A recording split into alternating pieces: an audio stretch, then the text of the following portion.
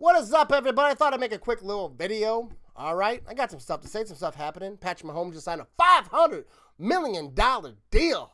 It's insane bananas. First time an NFL player has ever been the highest paid player out of all the major sports. That's ridiculous. It's awesome. Good for Patrick Mahomes. I know a lot of people are mad about it.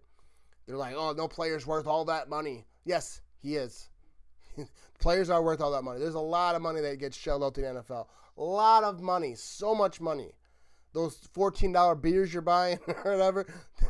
Yes. And then people are like, well, they could just pay the players less and lower the price on beer. That's never going to happen. Never going to happen. They're going to charge as much as they can for the beers, and they know that you'll pay. If any business, if there's a donut shop in some neighborhood and they know you'll pay $14 for a donut, they'll charge it. That's what business is. They're going to charge you as much as they can that they know that you'll pay. And we're going to pay.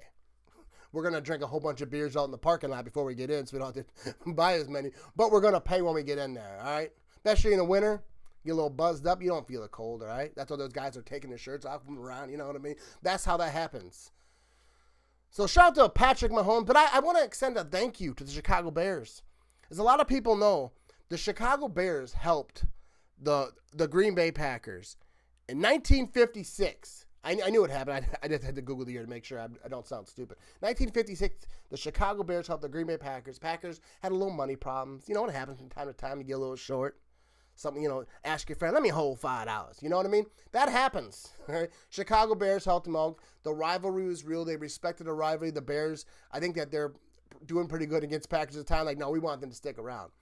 But so shout out to the Chicago Bears for helping the Green Bay Packers. I respect the rivalry. I love the rivalry. I think the best rivalry in sports, in my opinion. Not everyone agrees. That's okay.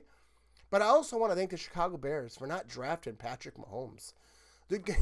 I don't know that Patrick Mahomes would be the Patrick Mahomes that we know today if he was drafted by the Bears, because I believe the Bears have a curse, a quarterback curse. Now, hear me out on this. I don't know if anyone's ever said this before, but I think there's a Jim McMahon curse on the Chicago Bears.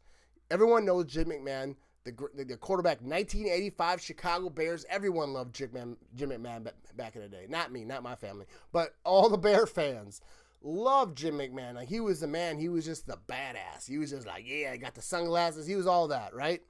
Everyone, they had the Super Bowl shuffle and all that weird stuff. But in Super Bowl 31, when the Packers beat the Patriots, he was the backup to Brett Favre, which a lot of people know. He signed with the Green Bay Packers.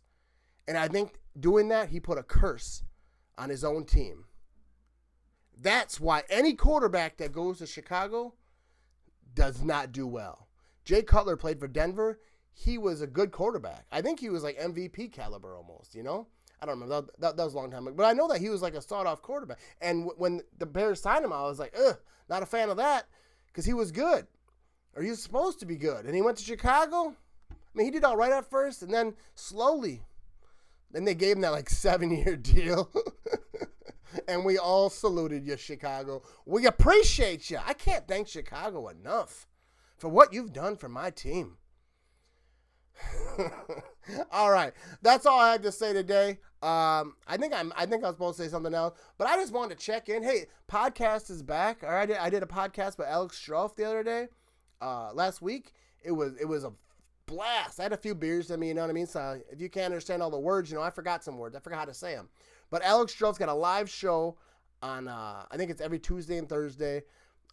Cream City Central. Check them out. Just search Cream City Central on any social, on Apple Podcasts, YouTube, Spotify, all that stuff. He does a great job. He's got like Brewer players that were on there. Like UWGB coach was on there, I believe. He's got a lot of great guests. I was a guest, so that's one downfall for him. But he's got some great guests, so go check them out. Tommy Crabtree's going to be on the podcast very soon. We had a schedule, but I had some things pop up, so it couldn't happen. But Will Redmond said he's going to jump on the podcast. We got some people coming on, all right, people? So stay tuned. We're back up in this thing. We're going to have some fun, all right? So my podcast might hit a little brewskis, you know what I mean? When I have players on, I probably won't drink. I'll try to, keep it together. They don't know me like that, you know what I mean? I don't want to be all up there all buzzed up, like ask them their favorite color and stuff, you know what I mean?